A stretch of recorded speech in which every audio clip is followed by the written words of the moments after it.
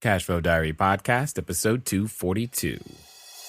Welcome to yet another exciting episode of the CashFlow Diary Podcast, the podcast that teaches you insider tips, tactics, and strategies for creating leverage streams of cash flow into your life. Learn from top-performing entrepreneurs, business owners, investors, and thought leaders from across the globe as they share their secrets to success.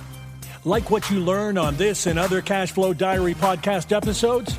Go to learninvestingnow.com and sign up to receive powerful tips and information that will help you succeed as an entrepreneur and investor. Now, here's your host, investor, entrepreneur, business owner, educator, speaker, author, and master facilitator of Robert Kiyosaki's cash flow game, Jay Massey. All right, peoples, how are you doing? Hopefully you're going well and you're excited for yet another episode in this series that we've been doing, 8 Things to Give Up. 8 Things to Give Up, because I want to make sure that you are equipped with the knowledge of what it is that you have to let go of in order to then capture the progress, the success, the things that you and I were all after. Improvement in various different ways. However, we each have things that we probably have learned and need to unlearn and therefore give them up. What does that mean? Well, we've been talking about 8 different things in this particular series. They are, again, number 1 was doubting yourself. Then we went to negative thinking, fear of failure, criticizing others, negative self-talk, procrastination, fear of success, and then, of course, people pleasing. Now, we've covered most of them, so that means we're getting close to the end of this particular series, and today we are going to be talking about fear of success. Fear of success is what we're going to be discussing so that you can get out of your own way. I can get out of my own way. We can all get out of our own way and go out there and step into the greatness that we were born to be. It's interesting when you look up this particular title, fear of success, and how it can still be just as paralyzing as all the other things we've discussed in terms of giving things up.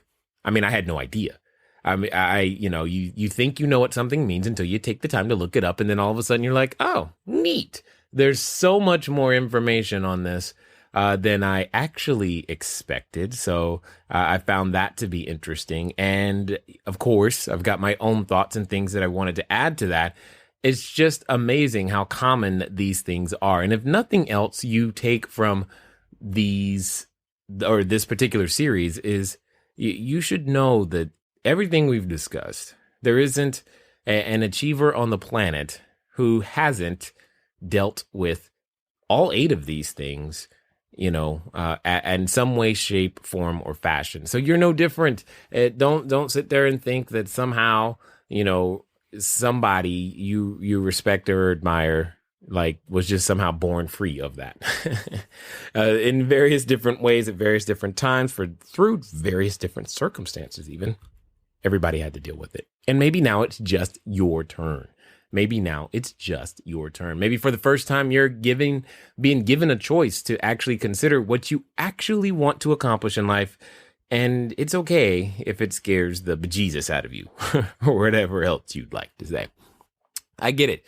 Totally understood. So when we talk about the fear of success, I had no idea, but there are actually a couple of other terms that mean the same thing, depending on where you are from. If you are one of our listeners from down under, you're probably more familiar with the term tall poppy syndrome. I'm told it's prevalent in the UK, Australia, New Zealand, and also similar in Chinese and Japanese culture, because they have a saying that says the nail that stands out gets hammered down. The nail that stands out gets hammered down. And that's actually one of the things of, how you can determine or what you have this fear of standing out. And this is definitely one that I can relate to personally, but what we're going to get to that in just a moment, because there are 3 basic things that tend to manifest themselves. And there are many thoughts that go through our head, and hopefully we'll be able to give you some tips, tools, techniques, just some different ways of thinking that will get you past what it is you are fearing. So another form of this was called imposter syndrome. I thought this one was interesting. It was a term that was coined back in the late 70s, 1978, by clinical psychologists of all. And it just refers to high achieving individuals marked by an inability to internalize their accomplishments and a persistent fear of being exposed as a fraud. Now, being exposed as a fraud, despite external evidence for their competence and, evidence to the contrary, it doesn't matter. The point is you still walk around with the fear. And, those exhibiting the syndrome remain convinced that they're frauds and do not deserve the success that they achieve. Here's another way of looking at this one, and this one was probably more closely aligned with the word's fear of success. It was called the Jonah complex. Yes, Jonah as in Jonah from the Bible. I thought that was interesting. It's the fear of success which prevents self-actualization or the realization of one's potential. It's the fear of one's own greatness, the evasion of one's destiny, or the avoidance of exercising one's talent. I'm like, wow, all of these things, no matter how you say it, whether you call it tall poppy, imposter syndrome, Jonah complex, it doesn't matter. The result is the same. You have a fear of achieving your personal best, and therefore it hinders your progress and or achievement for many different reasons. I find this interesting, ladies and gentlemen. We do really bad damage to ourselves. It's like we can't win for losing. I mean, for example, I was thinking about this, and it's kind of like when I know I've said this to myself, because you're in this catch-22. You say, if I give it my all and it doesn't work, I'll be embarrassed, laughed at, ashamed, or somehow ridiculed and left for dead. Of course, we're going to be a little dramatic, right? Instead, we should choose to believe my best effort may not result in what I think I want right now, because, we just think we want stuff. We're not really sure. But it will result in zero regrets and be a part of me becoming my best self and someone with something valuable to give. AKA a contributor. And to me, that was a more empowering belief to begin to adopt. And these are things that, I think every person on this planet has had to work through in some way, shape, or form as well. The opposite of that, which is why these fears, these 8 things to give up are really crazy, because, on one hand, we're like, if it doesn't work, this is what happens. If I go out there and try to be my best and tell people I'm going to do this and take over the world and with a bag of chips and buy all this real estate and do all these things, if it doesn't work, this is what's in my future. So I'm afraid, but we don't let ourselves off the hook that easy, because then we say, if I give it my all and it does work, then I'll be like those other successful people I know. I'll have to deal with critics. Oh my God, people won't like me. I'll have to deal with, failing, because on the way there, I know I'm not going to get everything right. And some of those failure events will affect other people. I mean, I'll have to deal with the possibility of being perceived incorrectly with no opportunity for defense. I don't know if you guys have ever seen, I actually watch it sometimes because I think it's funny, where Jimmy Fallon does this session of mean tweets where, because of the anonymity of the internet, people talk about, celebrities and leaders and various industries, stars and politicians and sports figures, etc. And people who have never met them don't really know them, but you can see a picture of what humanity might say, and you're like, I don't want that ever completely understood. And obviously, it's not like you don't know them back. You can't really defend yourself, even if you don't really have to. It's just something you like, I don't even know how I would respond to that. Or here's another one. If you give it your all, you might be prejudged, period. And there could be a change in social circles. But I kind of I'm at least, even if you don't like where you are, you're familiar with it, period. And because you're familiar with it, striving to stay near it kind of makes sense. It's like, I know what it's like to fail. I know I've gotten used to how I currently live. And it's better than making it worse in some way, shape, or form. And for whatever reason, we can perceive our advancement as a worse, or at least an unknown, which then scares the bejesus out of us. Or if it does work, there'll be more responsibility. Also known as the opportunity to fail more people, right? Or I'll be exposed. I can't hide. Everyone will see who I am and know what's really going on. And here's a big one. You've got expectations now of a repeat performance. No one-hit wonder, right? It's one thing to do something awesome when no one expects it, when you are the underdog and no one is like watching or cares, and they're like surprised. Oh my God, look what she did. That was so awesome. You are amazing. And you're like, you have no idea. I just barely got through that on my own. Awesome. Great. All I was trying to do was feed my family. Yay. All this other stuff just kind of happens. But what happens when they have that expectations and you still don't succeed on that second try? Or a big one I know for myself was thinking about I'll be alone and no one will understand me. Or people will only talk to me because they want something from me. At that point, you lose this sense of how will I know if I have anyone authentic in my life? Instead, here's something to choose to believe. My choosing to play small serves no one and only protects my ego. Givers gain. So drop the selfishness and just take the next step. Trust God. He will prepare me to receive when it's time.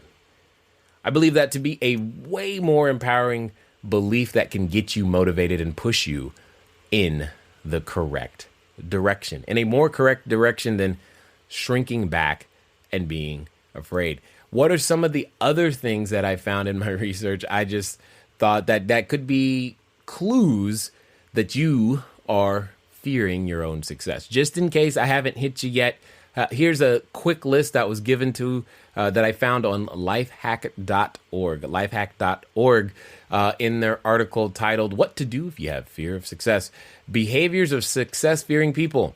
You don't complete your projects. This could be at work or at home. You talk about what you are going to do more than what you actually do. You are furiously working on several projects at once, but not really focusing deeply on any one of them. You still have exactly the same things on your vision board that were there 5 years ago. You second guess yourself often. Distraction is your middle name. You don't think your work is ever quite good enough. And the biggie, you're on the verge of success and things start going really wrong. Now, I'm guessing one of those caught your attention, but here's the thing. When it comes down to it, that those are just symptoms of all of the deeper issues. And you know what? That it is okay. You're normal. And it doesn't mean anything other than you're normal. But what is important is to develop a better belief system about these things, because it can cause conflict. I mean, for some of us, you have this, we can have a fear of appearing unspiritual because we've heard things and sayings like rich people are greedy. I'm sure some are, but I'm also sure that there are poor people who are greedy too. And here's what I know. I'd rather be in a position to give than to receive. And we could think about, maybe you've heard words like sellout, you're over ambitious, you are shallow. And these are labels that we choose to avoid because we're trying to not appear to be unspiritual. And for some of us, that could be, the biggest thing in our life. And that's great. But we're not going to be everybody's cup of tea. Not everyone is going to like you, and not everyone should. And the next one that we're going to be talking about is people pleasing. So we'll get more into that later. But you must begin to get clear on what you are willing to give in exchange for that which you desire, not only of money, but also time and energy and mental processes, your intellectual property. How much are you willing to give in order to get to where you want to go? As I mentioned earlier, the fear of standing out, that one was huge for me for sure, because if you're like me, maybe you grew up and you were that kid who, or, you just, for whatever reason, you attracted attention, not because you were trying to, but because you knew the answers, or because you ruined the curve for people. And your classmates did not necessarily enjoy that. Maybe you were a little socially awkward and that did not go over well. I get that. So you learn to shrink back and just try to fit in so as not to stand out. And therefore you would be free. That was the solution. I want to be free of this ridicule, free of, if I'm just like them, then they won't pick on me. There you go. Well, that doesn't do any good either. In fact, you may have heard this particular quote by Marianne Williamson, and I'm going to read it for you. And I hope that it inspires you in some way. See, our deepest fear is not that we are inadequate. Our deepest fear is that we are powerful beyond measure. It is our light, not our darkness, that most frightens us. We ask ourselves, who am I to be brilliant, gorgeous, talented, fabulous? Actually, who are you not to be? You are a child of God. Your playing small does not serve the world. There is nothing enlightened about shrinking so that other people won't feel insecure around you. We are all meant to shine, as children do. We were born to make manifest the glory of God that is within us. It's not just in some of us, it's in everyone. And as we let our own light shine, we unconsciously give other people permission to do the same. As we are liberated from our own fear, our presence automatically liberates others. How do you feel hearing those words? Especially, your playing small does not serve the world. I know for me, when I hear those types of things, I start to go, well, maybe I should write an offer on another cell tower or an apartment building, or maybe I should try to help some more people get into this game and become real estate entrepreneurs. Or maybe I should, what would it take to get on television? I don't know. I've not done that, right? All these things begin to go through my head. And maybe those aren't the things you're thinking about. Maybe it's something like public speaking or just speaking up when you know you should. And here's the thing. Just go be awesome. Because the third thing is the fear of change. But change is natural. It's organic. It's what happens. There are 4 seasons. Well, in most places. I mean, if you live in Southern California, it can feel like one continual season, which I actually kind of like that. However, nothing really stays the same. You don't stay the same. Hopefully you are different each and every episode. Maybe of these last in these series, you've changed a little bit each time. And then only over time do you realize, oh, I guess I am different. I mean, we lose weight, we add weight, we gain muscle, we have children, we change, our roles change, our stage of life change. What we care about most, well, that changes almost daily. And the politicians change, where we work changes, the work we care about doing changes. Here's the thing. Success, by its very nature, means you now have or do or are experiencing something different. And the thing is, we really want to experience that something different. And that something different, I know for me, can occasionally be frightening. Like, what happens if I actually record a podcast and billions of people listen to it? Because one of the things that you could, have this fear of giving up. I mean, it was interesting from the section on Jonah complex. One of the psychologists said that people don't actually fear change. They fear the loss associated with change. So, for example, success comes with the additional responsibility, which is a loss of freedom. Fame or additional scrutiny, which is a loss of anonymity. Difficulty relating to those less successful, which is a loss of friendship or other relationships. General change, it's a loss of stability and security.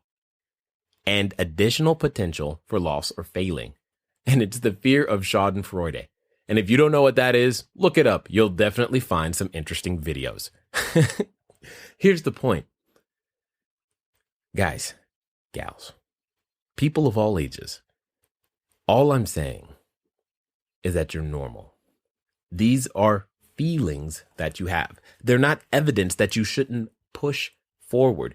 In fact, if anything, because you're having them, you know that the greatness that you desire to be is within you. It's already there. It's seeking expression. That's why you were given the thought. You were given the impulse. You were given the opportunities to move forward. And, maybe you're like me, where your genius just happens to come out as an entrepreneur, and more specifically, a real estate entrepreneur. And that's cool. However, you've got to continue to develop those skills, because if there's anything that's true, is that all of us must subscribe to be going on this path of constant and never-ending improvement so that we can become the leaders, the voice, the ones who are willing to write the offer, fix the problems, and share in the positive results and take responsibility for the less than positive outcomes when they happen. The thing is, we've got to learn how to do that. And there's a way, and you can make it happen. It's just a part of the journey. And I understand the challenge because each one of us goes through it every day. Each time you go out there and you ask someone to, hey, have you ever considered getting involved in real estate investing? They may say yes. And if you get on this string of yeses, suddenly you're like, I'm out of control. And that can feel like a reason to play small. And what I am asking, requesting, dare I say, begging you to do, is go do so much activity that it requires you to lose control and figure out a way to still make good on all the promises you've made. I think if you do that, you'll be surprised at just how successful you can be when you're forced to. It's been fun talking to you today. I look forward to talking to you soon.